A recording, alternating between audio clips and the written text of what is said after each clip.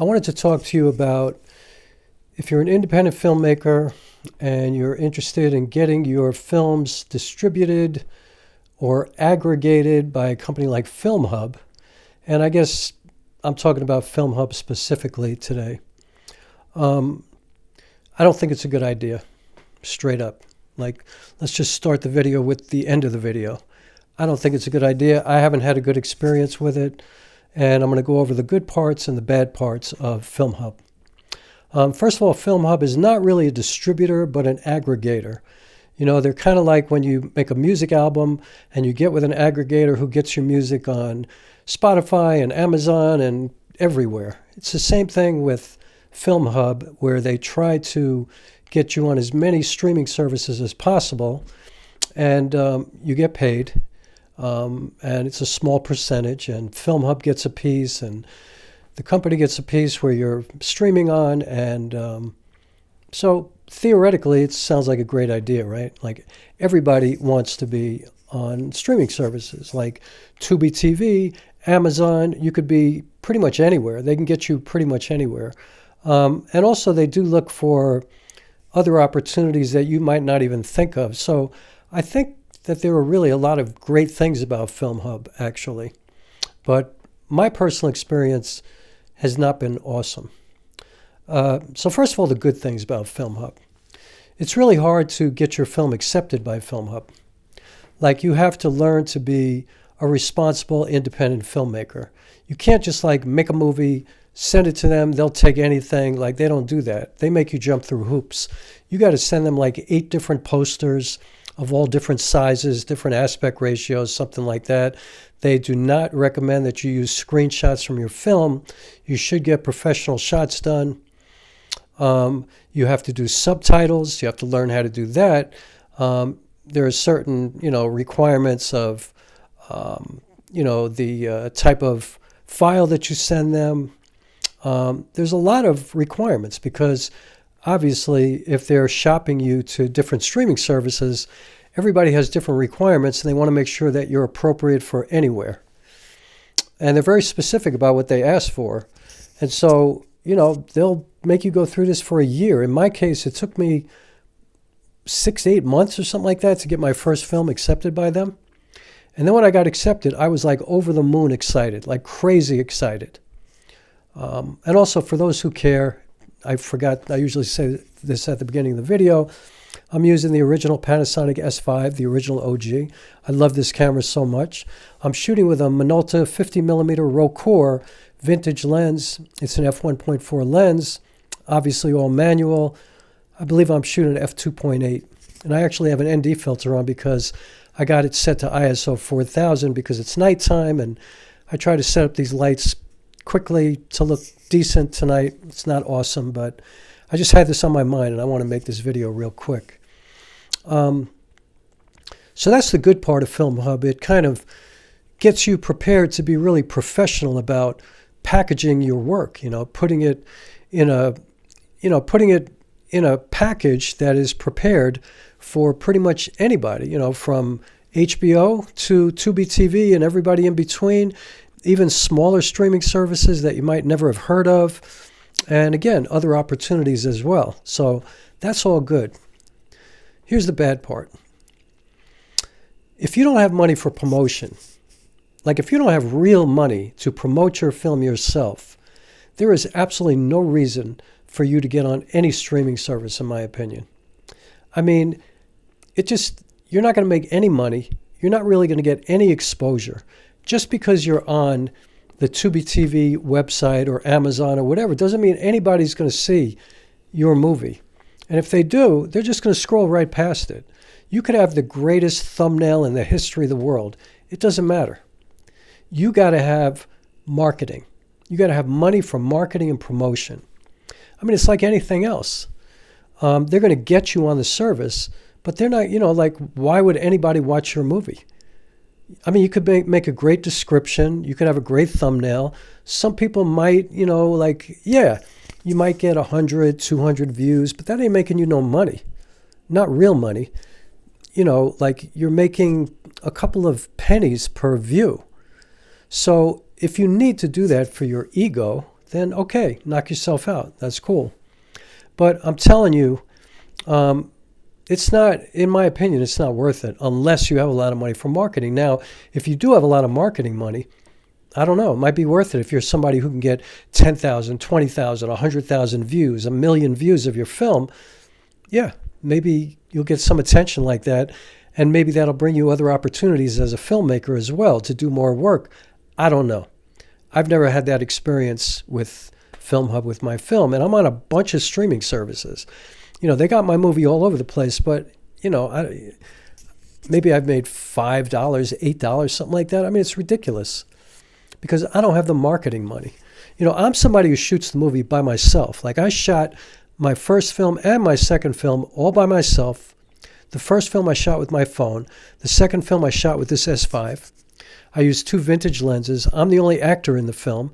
I have a score that you would think is like Ennio Morricone, like ridiculous high-level score. The films look beautiful. They absolutely are worthy of HBO or Showtime or Hulu or Amazon or Netflix or anywhere. You know, they're professionally done. You know, we've won film festivals. We've had really good fortune with these films. Great experience making them. You know, I'm a writer, so the whole thing has been incredible in making the art, like actually doing the work. But getting it out there, like I said, and you know, the other thing is it's weird.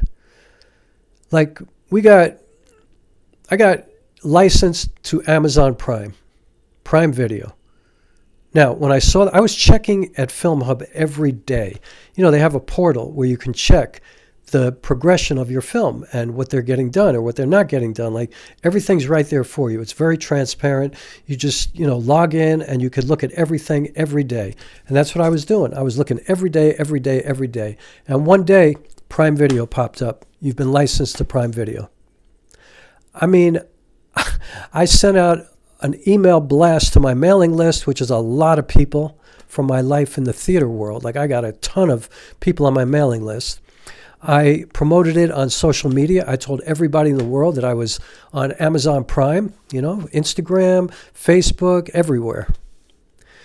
I'm telling you, less than 24 hours later, it was removed from Prime Video. And I reached out to Filmhub and I was like, yo, what's up? Like, what is the reason that happened? I don't understand. And their support was just like, first of all, they didn't get back to me for a while. And then when they did, it was like, we don't know. You know, we have no control over that. You know, Prime does that. They actually told me Prime does that sometimes. Well, the funny thing is I got an email from Filmhub today about something about Prime Video where they stopped allowing independent films to be on Prime for a while, but now they've allowed it again, and they called it something else, and they're always switching up. And so they sent me this email, and they said, if you know anybody who wants their film on Prime Video, please have them contact us. So I wrote back to this email, and I was like, yo, I'm with you. I am with Filmhub. You accepted my film. You got it licensed to Prime Video, and then it was taken off 24 hours later, and I got no explanation from you. And the email I got back said, well, I checked the records and you were on for 90 days and then it was removed. And I was like, no. I almost felt like he was trying to gaslight me. And, you know, maybe in their records it said 90 days, but that was removed 24 hours later because it was a total embarrassment to me. I sent out this crazy email. I sent out all these blasts to everybody. And everybody was all excited. And, you know, then they say once you get licensed, sometimes it can take 2 weeks, 2 months, 6 months, a year to go live. That's crazy too. But I mean, I don't think Filmhub can control that, but that's just kind of crazy to me. So anyway, they told me today in this email that it was 90 days. That is complete bullshit. Like I said, maybe it's in their records that way, but that's not what happened. So I'm just sharing with you some of the stuff that you might experience with Filmhub.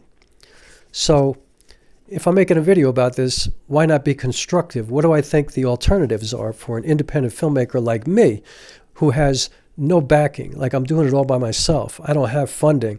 And even if I raised money, even if I raised $5,000, $10,000, is that really enough to promote your film? No. It's not. It costs a lot of money. You know, to think about it, to let the world know about your film, like if you're not a celebrity. You're not Denzel Washington. You're not Meryl Streep. You're not a star. You're not Angelina Jolie. Why would anybody watch your film? Even if it's the greatest movie ever made, it's really difficult to get eyes on your film when you get on a random streaming service. And like I said, if you're on HBO or Netflix or something like that and they're really promoting it for you, like if they licensed it, that would be different, because then they have something at stake. They want people to watch it. They think it's worthy of their platform. And so, of course, they're going to blast it everywhere. And they will do the marketing. They will do the promotion. And then it's kind of worth it, especially if you get a decent licensing fee, to take a few grand and give it to a publicist or give it to a marketing company and really start to get it out there, so that then you could get some genuine, legitimate attention on your film. So my alternatives, if you don't have all of that, I think that you should distribute it yourself. I think you need to have a following. And maybe that following is just your family and your friends. I don't know, where that's different for everybody, obviously. Now, I'm a performing artist, so I have a pretty big following on social media, and I have a following of people who've watched me perform live in theater for 15 years. And I've sold out theaters for a long time around the New York City area, and I've actually performed all over the world. So I have a decent following of people. And when I do like fundraisers, for example, I get a lot of people to come to my GoFundMes, and I do get a lot of attention with videos and things like that. Actually, I put up my films on YouTube, and I've gotten tons of people to watch these movies. But they're free on YouTube. So that's one alternative. If you're on YouTube and if you're monetized and you're already getting paid for your YouTube presence, then it doesn't really hurt you to put your movie out on YouTube to get as many eyeballs on it as possible, and you're already getting paid. So you're paid for your film. Or you could put it up at your own website. Danny Gevirtz, gigantic YouTuber, just did a feature film called I Think I'm Sick. Brilliant, beautiful film. I highly recommend going to watch it. He's self-distributing it. And I'm sure that he's getting tons of people to watch it. It's a beautiful film, too. I saw it. And it's really brilliant, brilliant, beautiful work. Self-distributing. That's Danny Gevirtz. He's got he's a gigantic YouTuber. He's also like a major filmmaker. He does he did a Nike commercial. He's worked with Cindy McLaughlin, who is the best track and field athlete in the world right now. He does major work like that. So just to give you an example, he's self-distributing. He's not with Filmhub. And obviously he's not doing that because he doesn't see any benefit in doing that, I would assume. So I think the best option is to self-distribute, get a website. You should have your own website anyway, because, all of this could go away at any time. Just like what recently happened with TikTok, Facebook, Instagram, with everything going on with Mark Zuckerberg and all this stuff where, people are selling your information, they can control who sees your information. Why you want to depend upon that anyway? You should have your own website, because you can control your website for as long as the internet exists, at least. So I highly recommend getting a website and doing that. You could be on Vimeo on demand, which I'm not a huge fan of, and I just recently canceled my Vimeo on demand account because, to me, I'm paying money every year on Vimeo on demand, and it's not crazy expensive, but it's more expensive than, say, having DaVinci Resolve, where you pay $300 for a lifetime license. Pro plan at Vimeo on demand is $300 a year. It's like $259. It's going up to $300 next year. And $300 every year just to have your movies sit on Vimeo on demand, but it's the same thing. Unless you're a staff pick or something like that, you have to do marketing. You have to get people to watch your film in order for you to make any money. So basically, you're just paying to have your movie sit there when you could do it at YouTube for free. Or you could do it on your website for free, or whatever your monthly payment is to have your own website, which is highly recommended and something that everybody should do. And so that's what I think. I think that, and the other thing that you could do is this, and I saw this, I was watching a video one day about an independent filmmaker in Chicago who makes movies, self-made. He raises the money himself. He works with a crew. He does it at a a more collaborative method than I do. Like, I do everything by myself. I edit it, I do the lights, I do the sound, I do everything. Like I said, I'm the actor. So this guy makes these movies, and then he partners with like event planners in cities all over the country, and he does theatrical releases. And so he's showing his movies in big theaters all over the country, charging money for people to get in, and then splitting that money with the event planner in that particular city, who generally has a big following of their own. Like, they can kind of guarantee selling a bunch of tickets. And so that's a great idea, and that's a great way to do it too. And it's amazing to see your film on a big screen. Like, absolutely, that is dope. You know, I just recently saw my second film at the Manhattan Film Festival here in New York City, and is just nothing like that experience to see this movie that you made on a big screen with an audience, and it's just awesome. And that's another way to distribute your film and to make some money back and to get it seen. You know, obviously, if you're doing an event live, that's easier to promote than to promote to the entire planet Earth to come see your video being seen, you know, online, streaming. So Filmhub for me, I'm on, you know, one of my movies is on Filmhub, and I'm thinking of pulling it because I don't really see any advantage. You know what I mean? It's not costing me any money. So I don't know. I'll probably leave it there, but I'm disappointed in Filmhub because they're not in any way going to promote your film. They got nothing to do with that. They're just acquiring as many films as they possibly can because it's good for them. But like I said, I do like their quality control. I like their professionalism. Their support is not awesome, you know, not very communicative. You can't talk to anybody on the phone. You know, you got to send these weird, you know, like you're talking to a bot, and then you might get to a real human being, and you like leave a message in a chat, and then you hear back like days later, or in some cases weeks later, or maybe even a couple of months later. You know, it's kind of on and off. Like, I once had a woman who was very nice, and she was very communicative with me, but generally the support has been pretty lame, I must say. So there's a lot of things about Filmhub that I like, but most of it, I don't see any purpose in it unless you have a lot of money. I'm already there, but I went in without knowing this, so I'm sharing my experience with you. If you make a movie, I think YouTube is a great opportunity because you could put it on YouTube, and it's free, and it's not costing you any money, and you could develop a YouTube following and get a lot of people to watch your movie, and you can make a lot of money. And once you're monetized, you can actually put it behind a paywall too. And you could also just tell people, like, look, if you watch my movie and you loved it, you know, drop some money at my website at a donate button or something like that. Like, let people pay whatever they want, whatever they feel. I guarantee you, very often people will pay if you just leave it to them. People are like that. You know, they value art, you know, more often than not, in my opinion. So Filmhub, I don't recommend it. I don't recommend any of these aggregators.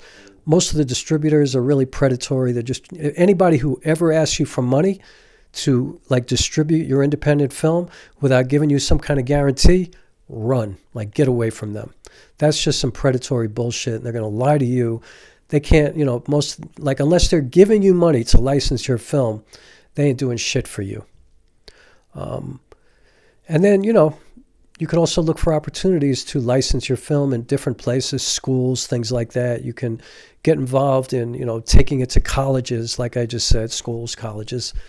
There are lots of opportunities to get paid to screen your film, especially if it's about something, you know, like my movie is about my fostering and my adoption and stuff like that. So I kind of have a niche where I could go to a college and there are adoption clubs or identity clubs, things like that, people who have been living in foster care. Look for people who are, you know, if your film is about social justice, there are social justice clubs, African American studies clubs, you know, Jewish clubs, Irish clubs, whatever your film is about. That's a good way to do it as well. So I guess mainly I wanted to talk about Filmhub because I got email from them today, and it just kind of pissed me off, to be honest with you, because when I got the response that Prime said that they removed my film after 90 days, I was like, you trying to gaslight me? Like, you think I'm lying to you? It was removed 24 hours after it was accepted. I got no indication of why that happened. No explanation, nothing. And as a matter of fact, some of the emails I got back were just very terse and short, like, hey, that's just the way it is, whatever. You know, they do that. We can't have any control over that. Like, what do you want me to tell you? I'm like, really? That's how you're treating the people who are allowing you to have their films on your platform? I didn't appreciate that. So anyway, if it's something that you're interested in, you know, check them out for yourself. Obviously, anything I ever talk about, I always say do your due diligence, decide for yourself. I talk about that when it comes to gear and cameras and lenses and things like that as well. You have to do what's right for you. You know, don't listen to any influencer or anybody else. Like, you know, check out as much information as you possibly can, whether it be distribution or aggregation of your films or camera gear or whatever you're looking for. Do your own research. Talk to people involved in it, you know, like talk to independent filmmakers. Find as many people as you can who have experience with this, and then try to make an educated decision for yourself. And most importantly, you know, just remember that to write a script is amazing. To actually complete a feature film script is superhero status. And then to actually make that movie, to actually bring it, like to have it manifest as a finished product is absolutely magnificent. That makes you, like I said, a superhero. So know your value, know your worth, and treat that with the precious nature that it should be treated with. And be very proud of what you've done, and don't allow any of this stuff, like the end game, the trying to get people to see it, all that, like, don't let that stop you from making art if this is something that you love to do. If you're a storyteller, if you're a filmmaker, if you're a theater artist, if you're a musician, whatever you do, don't let anything stop you from doing the work that you love to do.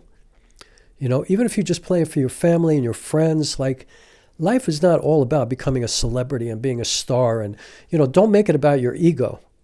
Make it like, you know, decide, are you about the work? Like, are you about this life? Like, to me, there's nothing that can stop me from making movies or writing a play, doing a play. I'm going to do it no matter what. I don't care. I'm not waiting for opportunities. I'm not waiting for somebody to back me. I'm not waiting for some kind of, you know, grant from the National Endowment for the Arts or whatever. I'm not doing that.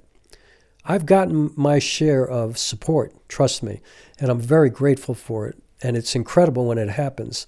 But it's about 2% of the time. 98% of the time, you're on your own. I'm on my own. Everybody's on their own, 98% of the time, unless you are the 0.1%, the elite, who's on, you know, making movies constantly that are, you know, studio films or HBO films or Netflix, you know, Netflix-backed films, not something that you licensed, but something that Netflix paid you to make. That's a whole different story. Then obviously you're earning a great living and you're getting to do it. But, you know, the other thing is when you're involved in that way, you don't have complete creative freedom either. You know, then you got to deal with the politics and, you know, whatever is politically correct. And, you know, like you got to deal with all that kind of stuff. And as an artist, that ain't it. You know what I mean? You want to say what you want to say. You want to express yourself fully. You want to be free. I feel totally free. Ain't nobody telling me what to do. You got to pay me a lot of money to have me change anything in my film. A lot. And trust me, if somebody, I'm going to end my video with this. A long time ago, my friend Lou Liberatore, who's a big Broadway actor and one of the nicest humans, like a great guy and a great actor, you know, he once said to me, I was talking about a play that I had written that I was trying to shop, and I had a bunch of people really interested, you know, Broadway producers, but a lot of people wanted to change the ending of this play. And he said to me, let me tell you something, Rock. You know, we had lunch one day, and he's like, don't ever let anybody change anything on your project. It's your work. You wrote it. It's your idea. You're the actor, because I'm a solo theater artist. He goes, it's all about you. Do not let anybody do anything that you don't want to do with that work, unless they're paying you life-changing money. Like you can go out and buy a house. You could go live in France for 2 years. you're good for 10 years paying your bills. Like if they're giving you that kind of money, like now you can make investments and live for the rest of your life, and you got health insurance, and you can take care of all your friends and family who's struggling. If they do that, let them change anything they want. Let them do whatever they want with that script. Let them shoot it however they want, like whatever. Give it up. And then just go write another play. Because you're the guy who wrote the play. You're the guy who created it. It's your work. So if they're paying you for it, that's why we're in the arts, to make money, right? Like a lot of people go, oh, you're not really an artist if you're just about the money. We want to get paid. But the beautiful thing is, if you're a prolific, real writer, once you give somebody something and they want to like give you money for it, let them have it. As long as it's not something that's going to kill your morality or something you're going to be embarrassed or ashamed about, obviously. That's obvious. But if they just want to tweak things or make it into a happy ending, if it's a sad ending or whatever, let them do it. And then go write another play or go write another film. Because you're the guy. You're the writer. You're the creator. They need you. You don't need them. Because you know what? No matter what, when you're creating this work, as long as you're finding ways to live and survive and eat and be indoors and pay your bills and be a responsible human being, nothing can stop you from making your art. Your art is precious. It's yours. You own it. And so as long as you have your life in order and you can live however you want to live, nobody can take your art away from you. So you make those decisions and you make those choices. So take that for whatever it's worth. And I just wanted to share this with you tonight. So that'll be the end of this video. So please subscribe and please hit the like button and please consider joining my Patreon. And as you can see, this video is a little bit different than some of the other videos I do, but in a way, it's kind of the same because it's me and you're kind of getting to know me. And now I'm just talking in circles, so I should kind of end this video right now. So I'm going to do that right now.